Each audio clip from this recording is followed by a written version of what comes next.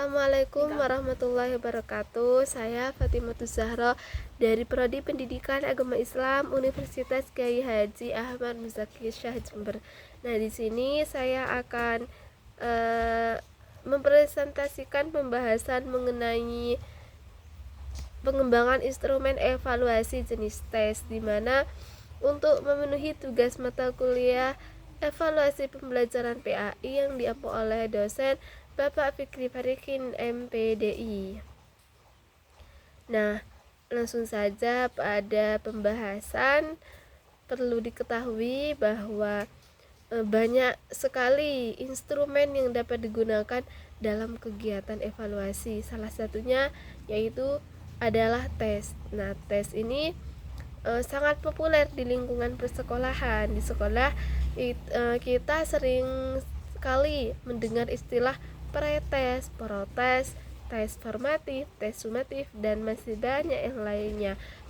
Nah, untuk pengertian tes sendiri, tes itu berasal dari bahasa Perancis, yaitu testum, yang berarti piring untuk menyisihkan logam mulia dari material lain seperti pasir, batu, tanah, dan lain sebagainya.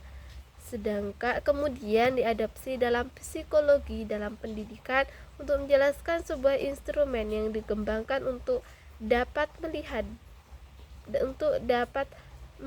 mengukur, dan menemukan peserta tes yang memenuhi kriteria tertentu.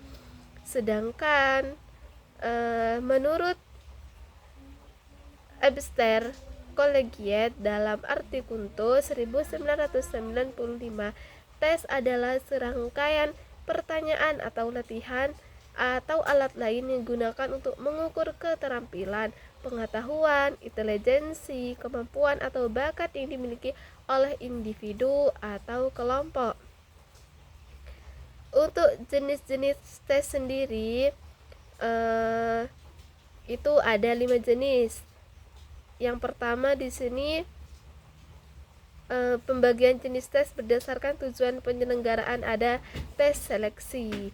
Nah, untuk tes seleksi ini seorang peserta itu dapat dinyatakan diterima atau berhasil dan tidak diterima mengikuti program kegiatan yang telah direncanakan. Contohnya dalam penyelenggaraan tes seleksi untuk pemandu wisata, atau maka akan lebih baik menitik beratkan kemampuan berbicara daripada kemampuan menulis. Selanjutnya ada jenis tes penempatan atau placement test, dan juga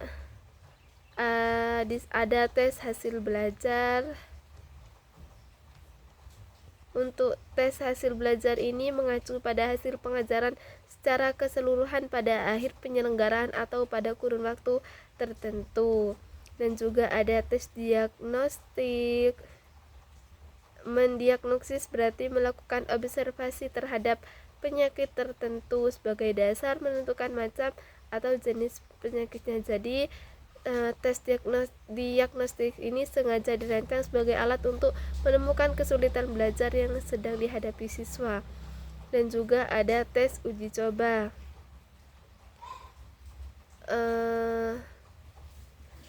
Sedangkan jenis tes berdasarkan tahapan waktu penyelenggaraan, ada tes masuk. Misalnya tes masuk di sini ada tes masuk untuk calon peserta didik baru, ada tes formatif. Tes formatif ini yaitu program pengajaran sedang berlangsung.